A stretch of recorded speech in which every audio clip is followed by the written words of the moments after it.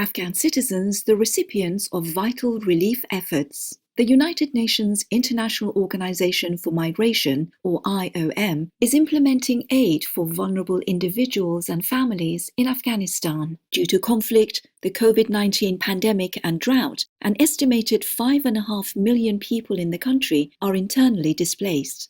The agency has responded with emergency shelters, blankets, kitchen sets, and construction tools, as well as family reunification services and medical assistance that includes COVID-19 rapid response teams that test for the condition. The IOM's construction of schools and water supply systems has also resumed, as has the support of small business startups. The organization estimates the financial requirements for the multi-stakeholder humanitarian response plan for Afghanistan in 2021 will total $108.5 million.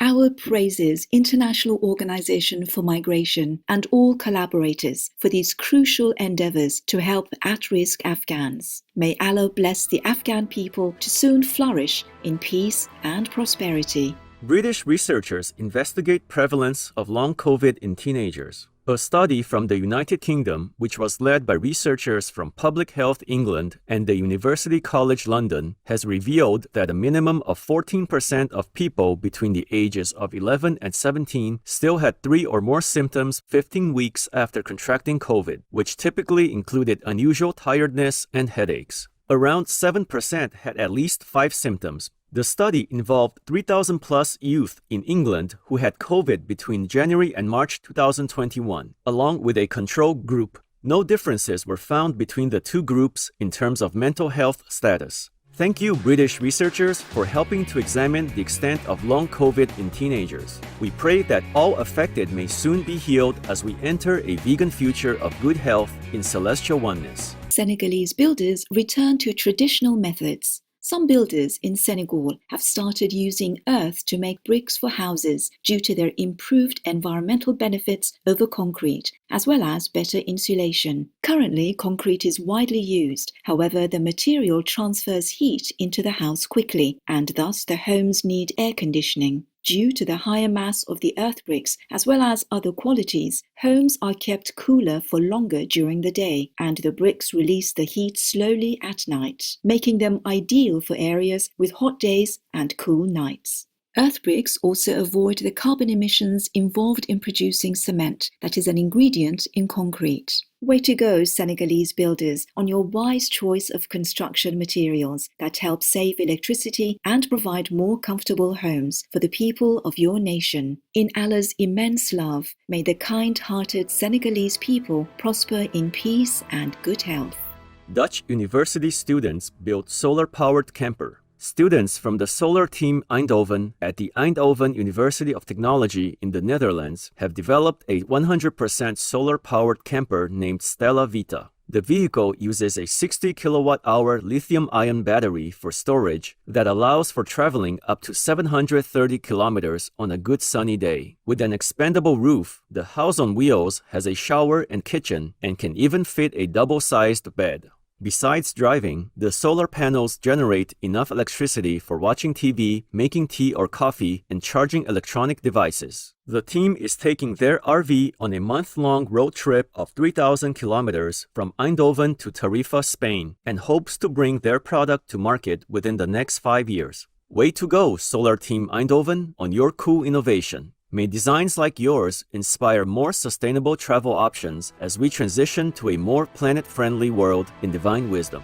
Marine heroes save woman trapped in surprise flash flood. A bus full of U.S. Marines in Washington, D.C., United States, was heading home from a funeral service at Arlington National Cemetery when they spotted a vehicle stuck on the freeway in the rising water during a storm. The bus pulled over and 6 Marines in white trousers marched in knee-high water to the car and pushed it to safety. Virginia Waller-Torres, the driver, recorded her experience and posted it on social media, which quickly went viral with over 4 million views. Ms. Waller-Torres, whose father and grandfather were in the military, later met 2 of the 6 Marines and thanked them for their service. Corporal Jared Tosner humbly responded that they were just doing the right thing. Many thanks, caring US Marines, for lending a helping hand. We are so glad you are fine, Virginia Waller-Torres. May all men and women in uniform be blessed by God in their noble mission of protecting others. I just can't go on in my life knowing what's going on in the animal world and not doing anything about it. Billie Eilish, vegan, on veganism. Coming up, new plant-based treaty urges world leaders to embrace vegan food system. New vegan treaty calls for plant-based food system to dramatically decrease global emissions. As an accompaniment to the Paris Agreement, the Plant-Based Treaty, a new grassroots landmark international campaign, is urging governments around the world to cooperate to truly address the urgent climate crisis by promoting a shift away from animal factories. Led by activists Dr. Anita Cranks, Janelle Butler, and Nicola Harris, the treaty emphasizes three core principles: relinquish, redirect, and restore. Relinquish calls for the end to the expansion of the animal raising industry and its resultant environmental destruction and deforestation. Redirect encourages an active transition from animal-based food systems to plant-forward diets. Finally, Restore urges the restoration and protection of key ecosystems. Launched in nearly 100 town and city halls worldwide, the campaign will work towards having 10 million individuals endorse the treaty by 2023, ahead of the global stocktake of the Paris Agreement. Dr. Cranks is a Shining World Compassion Award recipient and previously received a humble contribution of $15,000 from Supreme Master Ching Hai toward her animal rights organizations, Toronto Pig Save and the Animal Save Movement. Bravo, plant-based treaty advocates and all activists involved, for your heartfelt efforts to eliminate the main driver of climate change, animal factories. May your noble goal be quickly achieved as everyone turns vegan in the grace of the Providence. Rescue mission saves orphaned colony of baby bats. An unknown disruption to a colony of little red flying foxes in Queensland, Australia's Rockhampton Botanic Gardens, left weeks-old pups abandoned and vulnerable. Without intervention, the orphaned young would have had little chance of survival against cold temperatures and predators. Volunteers of the non-profit Bat Rescue Inc. and other organizations conducted a rescue mission spanning 500 kilometers, using a cherry picker to pluck the baby red flying foxes from treetops and relocate them to foster homes in southeast Queensland. Dedicated carers are providing the needed love and attention for the surviving 9 pups until they grow independent and are ready to be released back into the wild.